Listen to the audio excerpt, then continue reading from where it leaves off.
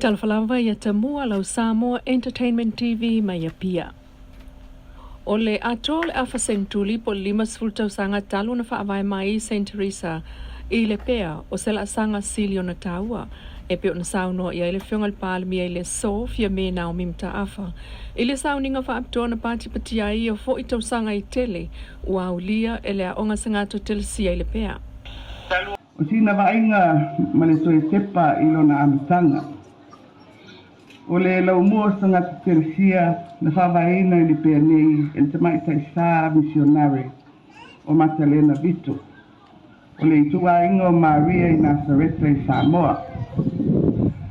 Sa lango sua i ai i a patele uto o se osi taulanga i le itua inga o Malisi i le pea. Mai o te paife au salani i le nā vai taimi. O le whare aonga sa fausia i le au whaipese sa uina o le FCO i aso ia i le pea. O i la tau ia sa fawina ma amateina ngā duenga e ala i le potu aonga mua sa o ina i le whanau i le afi i te lau fitu tasi. Sa amata le aonga i le basenga i tasi, prima wani po le basenga mua lea ua i loa i nei. O le whai aonga mua, o ia fo i le sa avea mapule aonga mua. O le tamaita isa o Jacinta Muripola, o le tu aingo Maria i Nazareta i le pea. Sa whaasolo mpatupula ia basenga i le laumua, i le afe i se lau fitu lua.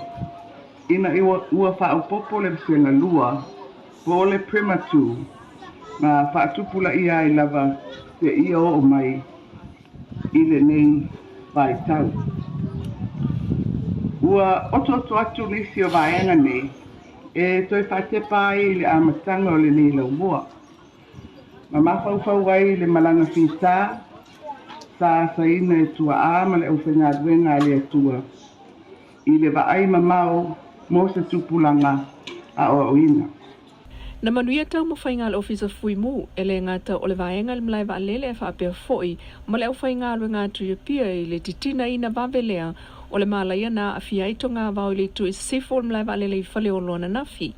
Na mo le mawina e pupusa ane foi le isi mu tele, i maunga i ngā uto o whale ata i le afia fila vana nafi. Peitai, o le mamawhau ti munga na pa uwha fose i le pō na pō, na ta ua le tamawhai whātu anga ia polisi lava tai, o ia e whaila na whātu anga i whale maunga, ai o popo lenga lava nā, e le ngata o whātu anga talo, ai o lo o iei fo i whātu anga o manu pālangi, e o ti uma nā wha moenga o le tamau ainga, pe a whai ai pupu e se afi, ono tangata whāta mala. Ta ua le ofisa fui mui a pia, e le o iei ni me whainga ruenga i Samoa e ngā whatiaini mū te tele. Pei tai, sa ngā whatia lava, ma manuia tau ma whainga i le mui muli whanua, ona o ngā ruenga whai whaatasi, ma whautuanga ia whae te so ona tongi i whafo muli te paa, o i ina o a fuai mū vau. Ma salomia, o le mafua anga fo le nao le mū vau, lea na tupu i muli whanua ma ua mate ai nei. Elena ol whaatawanga vale il whaamsinonga po le contempt of court o lo atua ia i le malo le taitai ma se vaenga o le aulangolango le HRPP. E ui na ua ta oto ai nei le tangi le malo le whaamsinonga whaasanga ili silia le to valu ila to atua ia i tulanga lea. Ai wangi ai foi le whaatawanga vale ai o taitai mwhaipula le HRPP tula fono le palemene. O mata upuna e pe on sa no le minsta o whaatuanga mwhainga whaiva o le taitai fono foi o le fas. O le contempt of court e le mawhai o na toe au mai i tua. Wai lumol whaamsinonga e le se malo si anga e mawhai o na toe au mai i tua. Ai o mta upu leo le contempt of parliament.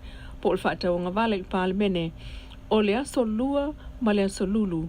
Le ana sa vali atua i tai le HRPP o atu lava e so sofa. Whautuanga ale whangawhitalai.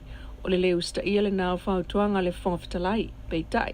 O le fono talua i nei al palemene na toe whautua i le whangwhitalai il mota li o papali i te eo maspa o le tuangai ua te tau na whaangata. Inisi o Tala i swinga o aia inga o puipuinga o Samoa mai le COVID-19 o whautua i nei tangata i fio mai le tunu. ina ia nofo quarantine se isi tunu ele o PPCA le Delta variant.